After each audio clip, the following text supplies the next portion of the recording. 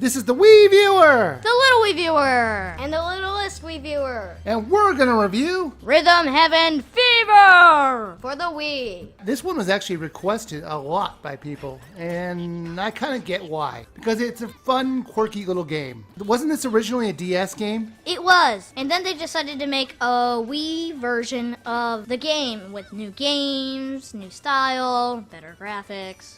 I never actually played the DS version. Was it really that much different? This one had more actions to do, while the other one made you do pretty much just one or two actions. Also, bigger screens, so it could fit more stuff, so more stuff happens. Did either one of you play Rhythm Heaven for the DS? Yes. What'd you think of it, Little Sweet Viewer? I thought it was a little too hard back then. How about this game? Was it just as difficult? No. So you actually find this one easier than the DS version? I'd say it's the same difficulty, but you just have to get used to it. You're just so much better now? Yes. What'd you think of the graphics in this one? This game actually had one of the best cartoony graphics in its style I've seen. You know what it reminded me of? Frou Frou Park. Do you remember that game back in my first season of doing reviews? That one was another quirky Japanese graphical adventure. It's not the perfect graphics, yet they're not bad. Okay, I would agree with you. I mean, it's just the rhythm of the beat sort of game, so you don't really need to have like superb graphics. All you have to do is just have a few goofy characters on screen while you're trying to keep the beat. When you get down to it, that's all this game is. A rhythm game, which oddly enough doesn't use the motion controls at all. I think it's a good idea for the motion controls not to be used, because sometimes the motion controls can be super sensitive and it can screw up the gameplay.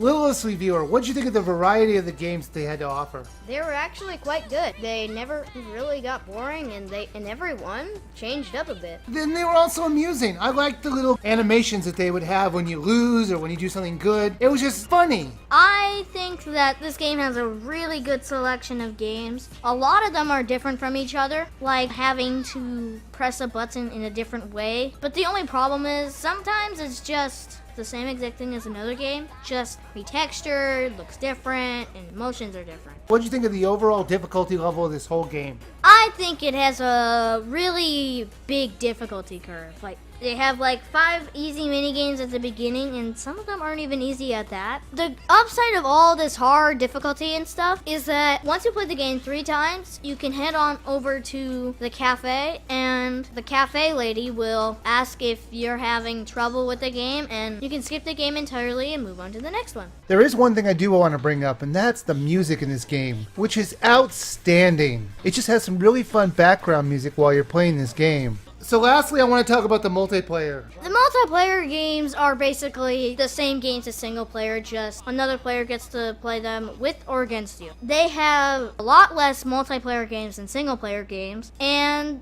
that's a bad thing. Cause you're gonna get bored of playing the same game over and over again, cause maybe you'll be stuck on a game and there's no cafe for you to get help from. They tally up all your grades in a big potluck, and together they base on which grade is bigger and less, and if you're closer together. And the closer you are together, the more bonus points you'll get for the potluck to maybe inch you up to win the game.